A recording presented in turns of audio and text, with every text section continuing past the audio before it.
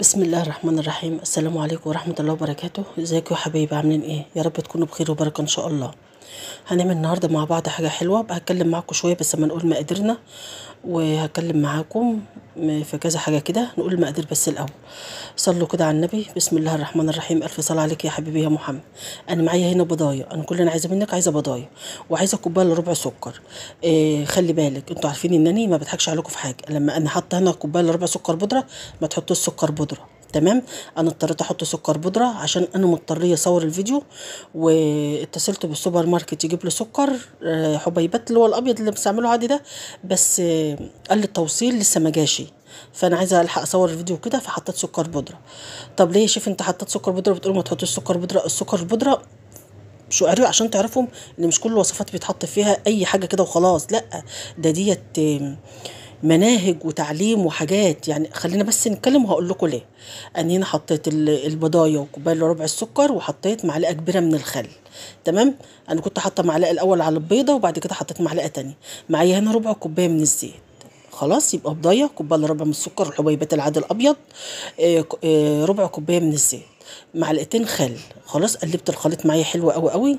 معايا هنا بقى يا جماعه، معايا كوبايتين من الدقيق، معايا معلقه كبيره من النشا، معايا معلقه كبيره من البيكنج باودر اللي هو الكيك شيف.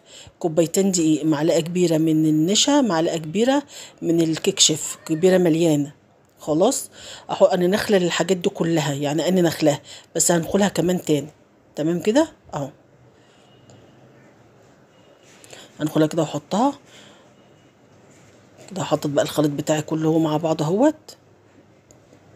تمام.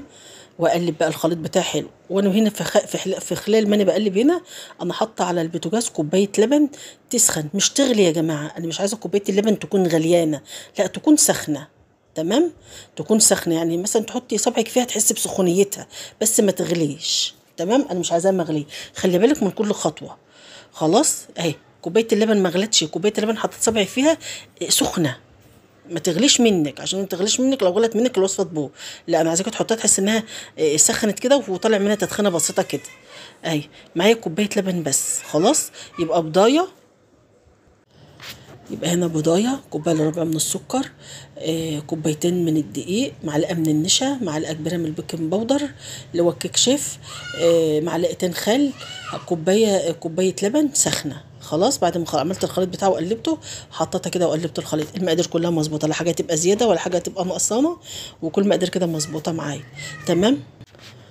بصوا بقى يا جماعه، انا كنت احط الخليط بقى، كنت هعبيه في اللي هي الاطباق الحراري. كنت بعت بنتي جايبهم لي اعمل يعني احط فيهم وادخلهم الفرن واشتغل فيهم على طول، بس لقيتها جايبهم لي.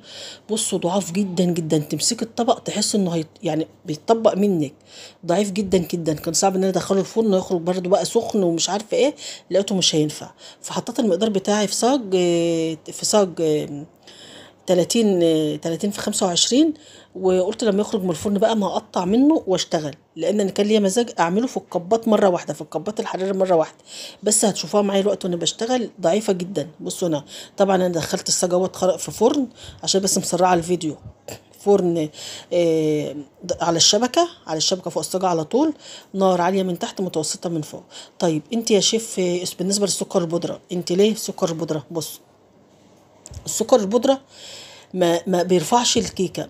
مش كل حاجه بتعمليها تحط فيها سكر بودره. شوفوا الكيكه انا مرمله معايا وهشه في منتهى الجمال، بس ما رفعتش. ليه؟ من السكر البودره. انا عارفه انها مش هترفع، يعني مش عارفه مش هترفع الرفعه اللي انا عايزاها. خلاص. فشوفوا مش كل حاجه، يعني لا، دي مناهج يا جماعه. يعني في وصفات احط فيها سكر بودره عادي، اللي هي النواعم. في كيكات تحط فيها سكر بودره، في كيكات ما تحطش فيها سكر بودره. تمام. فشوفوا هنا السكر البودره لما انا حطيته، لان انا مضطريه ان انا اعمل فيديو، الكيكه طالعه هشه وطالعه مرمله ما فيش فيها اي عيب، بس عيبها ان هي ما رفعتش معايا. خلاص. وما ادتليش اللون الاحمر اللي انا عايزاه، الذهبي اللي انا عايزاه. بوريكم انا الترمله بتاعتي. فانت لما تيجي تحطي، يعني لازم يبقى في امانه، لازم تبقى تعرفي. وهنا بعرفك ان السكر البودره مش في اي حاجه يتحط هنا عشان الوصفه. هنا بقى عملت الكراميل. هنا الفيديو طبعا الكراميل انتوا عارفين انا بعمله معاكم، طريقته سهله جدا. يعني اليومين اللي فاتوا يا جماعه، يعني يلا الحمد لله هقول لكم. انا هنا عملت المهلبيه اللي انا كنت عاملاها معاكم دي، نوتيلا حطيتها في كوبايه كده من اللبن، تمام، وبقلبها واسقي الكيكه. عملت مهلبيه كوبايه لبن وكوبايه ونص كوبايه ميه ومعلقتين نشا، وعملت مهلبيه حطيتها في جنب. اللي بالنسبه للكريم كراميل سهل جدا يا جماعه، انا عاملاه معاكم على القشطوطه وكيكه الحليب. كوبايه سكر هتكرمليها، وبعد ما تكرمل تنزلي بكوبايه ميه سخنه، وبعد ما تنزلي بكوبايه الميه السخنه وتغلي غلوتين، تقومي نازله بنص كوبايه ميه وفيها معلقه نشا كبيره.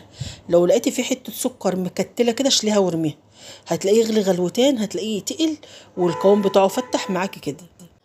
هبدأ بقى اسقي الكيكة، تمام، اللي هي كوبايه اللبن ومعلقه النوتيلا، لو مفيش نوتيلا خلاص، وهضرب الكريمه، وهنشتغل مع بعض الوصفه ونكمل الوصفه بتاعتنا. بصوا يا جماعه، انا اول امبارح عملت كيكه شوكولاته، وعملت الكيكه وخلصتها وكل حاجه، وحطيتها في الفريزر عشان تتماسك، وجاي رايحه جايباها من الفريزر وداخله المطبخ عشان اخلصها بقى، لان لازم تتجمد زي ما انتم عارفين. دي المهلبيه اهي، كوبايه اللبن، نص كوبايه ميه، معلقه نشا، مهلبيه عاديه. هحط عليها 4 معالق كريم شانتيه او 5 معالق بمعلقه الشاي، وهضربها، تمام، هضربها ضرب حلو. دي بتبقى موفره معايا في الكريم. عبال ما انا عملتها، عبال ما تبرد تكون الكيكه شربت اللبن خلاص.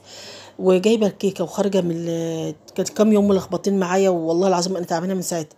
وجايه خارجه جايه من عندي التلاجه، داخله المطبخ، راحت رجلي معطوره اتعطرت في السجاده اللي هي مفروشه قدام المطبخ دي. رحت لابسه في العمود بتاع المطبخ، راحت الكيكه طبعا. انتوا عارفين بقى ايه اللي حصل، انتوا عارفين ايه اللي حصل خلاص. وراحت بقى طبعا حتى ما نفعتش ان انا اعملها كلها، لانها لبست لبست مني بايدي كده بالبورده اللي انا حطاها عليها في قلب الحيطه. تاني يوم قلت خير، خدت الشر وراحت. هنا بقى حطيت الكريمه واضرب المهلبيه بتاعتنا. المهلبيه دي طعمها جميل قوي يا جماعه بالكريمه، طعمها رهيب، وبتديكي كميه كبيره خلاص. يعني 5 معالق كريم شانتيه بمعلقه الشاي مش حاجه، مع القشطه دي بتخليها حلوه قوي. وكوبايه اللبن ونص كوبايه الميه ومعلقتين النشا. دي كانت بالنسبه لكيكه الشوكولاته. تاني يوم قلت هعمل جاتو هعمل سويسرول محشي بالمانجا، حلو قوي قوي. السويسرول ده انا كنت عاملاه من زمان على القناه، وحبيت اعمله طالما المانجا موجوده، شيك وجمال وحلو. عملت الكيكه خلاص، وما فيش اي حاجه. طبعا انتوا عارفين بخرج الكيكه من الفرن، انتوا عارفين انا بعمل ايه، بحط بقى الكريمه وبظبطها.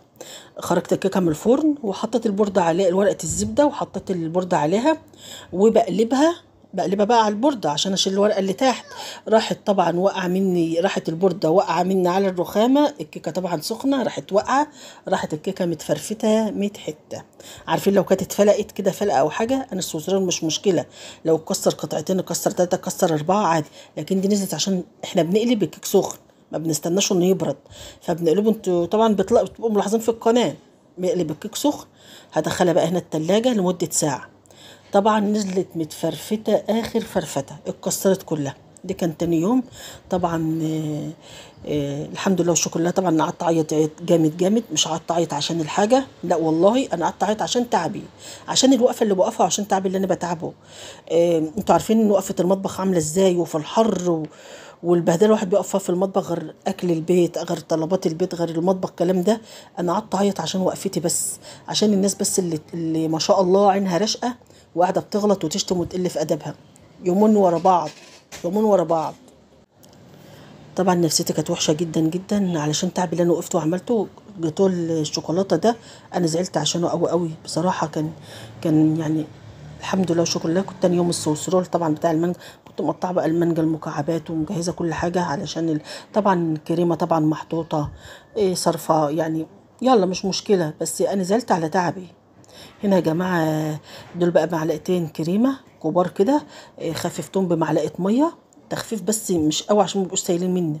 وبعمل كده خطوط، ممكن تعملي لو عندك شوكولاته اعملي خطوط شوكولاته، خطوط نوتيلا، اي حاجه انت عايزاها، مش شرط تكون بيضه، تمام. فاليومين الحمد لله يعني دول قدر اللي حصل يا جماعه. يعني زعلت على تعبي، زعلت على وقفتي، ان انا اعمل الفيديوهات راحوا يعني في خبر كام، اول يوم وتاني يوم.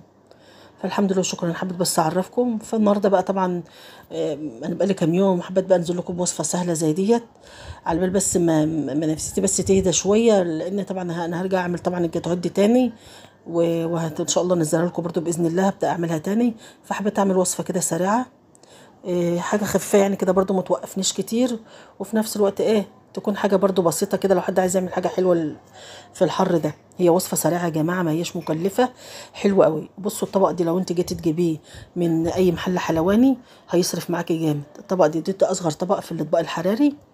لو انت عندك اطباق حراري جامده حلوه ممكن تعملي فيها، او تعملي كده في الصاج وتقطعي وتحطي في قلبهم. جميله وشيك وتقدميها كده شيك قوي.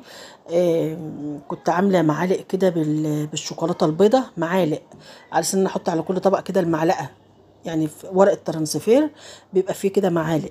حطيت شوكولاته وعملت برضو المعالق وكده، بس انا بصراحه من مزاجي وحش نسيت احطها. والطبق شيك وشكله جميل قوي.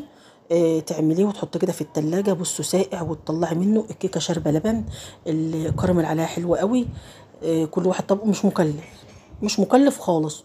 يديني 7 اطباق، يعني هو مديني كده البضايه وكوبايتين الدقيق، مديني 7 اطباق.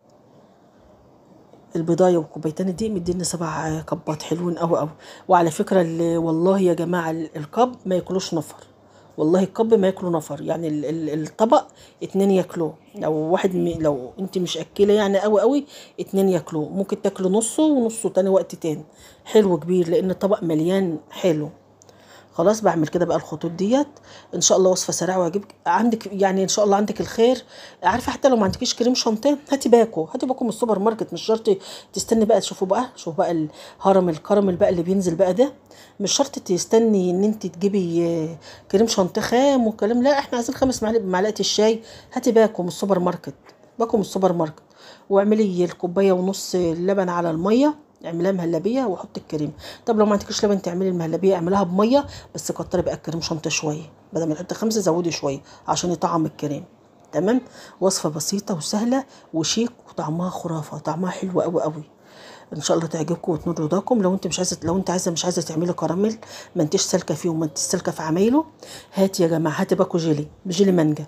جيبي باكو جيلي مانجا، بس انا يعني بوفر لك عشان ما تصرفيش. بس لو انت بقى مش عارفه تعمليه او انت مش بتسلكي فيه، هاتي باكو جيلي مانجا. وهاتوا كوبايه ميه سخنه كبها على باكو جيلي المانجا. بعد ما تكبي كوبايه الميه السخنه على باكو جيلي المانجا وتفككيه من بعض، قومي جايبه معلقه نشا كبيره ودوبيها في قلبه الجيلي المانجا بالميه، وقوم رافعاها على النار. عملت كده على البرفع على النار وقلبي كده، هتلف معاكي بقى زي المهلبيه، يطلع معاكي جولو مانجا جميل جدا. كبها على الاطباق واعملي الخطوه. عرفتم جولو المانجا اللي احنا بنشتريه نحطه على الجاتوهات والحاجات دي بيتعمل ازاي؟ الجيلي بتاعنا العادي، علبه جيلي، كب عليه كوبايه ميه مغليه، معلقه نشا كبيره. خلاص. وقلبي كله كده بره النار، وبعد كده ارفعه على النار، هيطلع معاكي جولو مانجا. كب بقى الكبات بتاعتك ووزعي. ان شاء الله هعمله لكم واعمل لكم جولو الفراوله واعمل لكم جولو الشوكولاته باذن الله. دي الناس ما بتعرفش تعمل الحاجات دي تعملها. اما الكراميل والله سهل يا جماعه، سهل جدا جدا مش صعب. شوفوا الجمال، شيك قوي حلو وجميل جدا. تقدري تقدمي له اي ضيوف جالك، لاولادك، اي مناسبه تقدمي كده حلو. هرم بقى الكراميل بينزل كده مع الكريمه مع الكيكه اللي غرقانه لبن، حلو قوي. ان شاء الله الوصفه تعجبكم وتنور رضاكم. وعايزه ادعوكم يا جماعه، انا نفسيتي وحشه قوي بصراحه، من مش عارفه الحاجه قاعده بتقع مني مش متظبطه. المشاهدات القناه واقعه خالص، مش مظبطه، الدنيا مش مظبوطه خالص معايا. تدعمكم يا جماعه وتشجيعكم ليا. ويعني فين متابعين؟ يعني متابعيني مش 1000 متابع، يعني متابعيني كتير. انتوا فين؟ وتدعمكم للقناه كده يا جماعه، الوضع مش ما عادش مستحمل. يلا شوفوا وشكم بخير واستنوا فيديوهات جديده، ما تنسوش اللايك. سلام عليكم.